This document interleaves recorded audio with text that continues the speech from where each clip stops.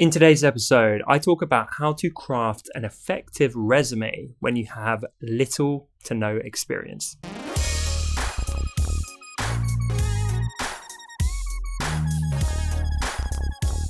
Welcome to episode 128 of the Honest Entrepreneur Show, where I help creatives like you to master your marketing. My name's Tom Ross, and welcome to the show. Didn't mean to say welcome to the show, but let's run with it and let's get into it. Fucking hell, I can't. Leave this bit in as well, Marco. I can't find my flow. I need to get a proper intro down. Fun fact for today, I was just complimenting Marco on his lustrous beard. He is a Venezuelan man, dark hair, can grow a beard.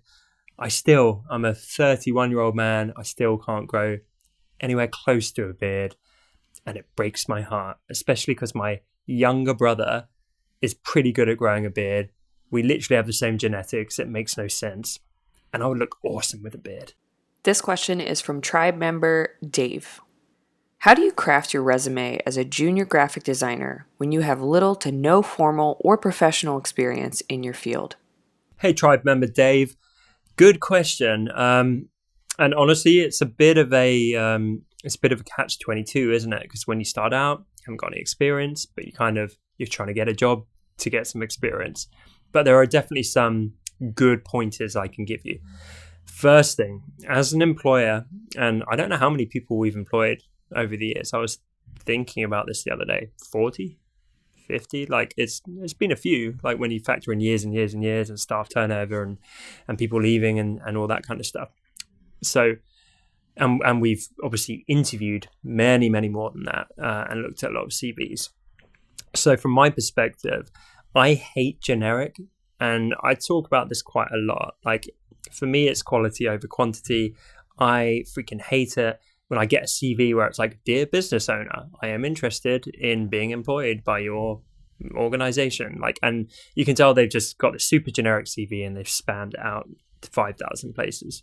So even if you lack experience, I think the same rules of like good job applications should apply. If anything, you should over-index on them.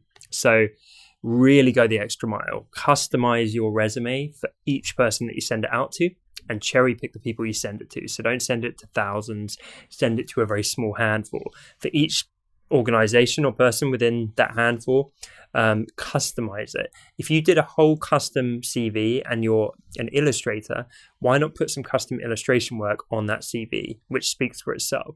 So you might be lacking in terms of places you worked, but if you're saying, Mark, I don't know, what's a random company off the top of your head? Philips. Okay. I meant like a hypothetical one, but okay. Oh, sorry. It's all right. Philips, which I don't know if that's just in the UK, but and that's super big in corporate. Terrible example, but let's run with it anyway. So they do electronics and that kind of stuff. Imagine if you're going for a junior design role at Philips. First thing you could do is have a boring black and white CV that is like, hi dear employer, like I want to work here and and super boring and generic.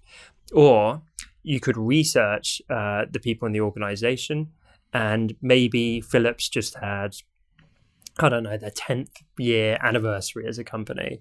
They're a lot older than that, but let's run with that.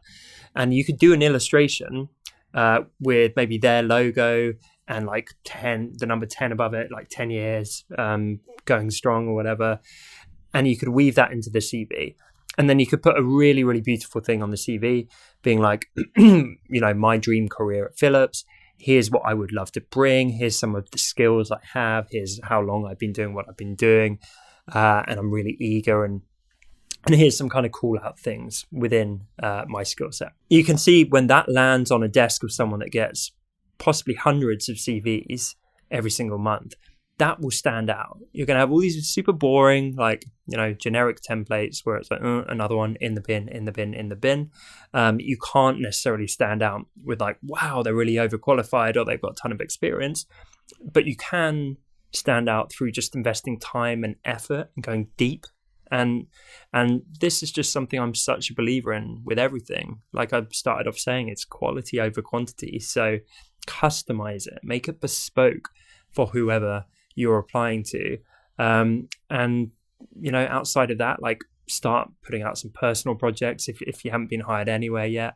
It's okay to put up a portfolio website and Instagram. It's okay to say, like, Illustrator for the last 2 years, and here's links to my work. I'm running with Illustrator here, but it applies to any kind of creative role. So don't lie, don't over embellish. Be honest. Be like, I've been doing it this long. I'm super interested in this place. I've got a customized application and resume, and I've woven in some bespoke, nuanced touches. That would be my advice.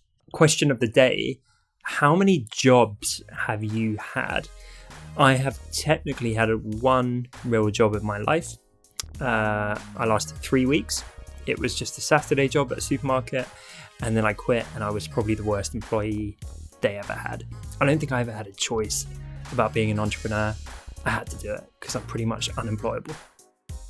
Thank you so much for watching this episode. I appreciate you guys so much. I'm really enjoying the YouTube show. If you are too, then be sure to hit the subscribe icon and tick the little bell to get notifications when I post new content on this platform.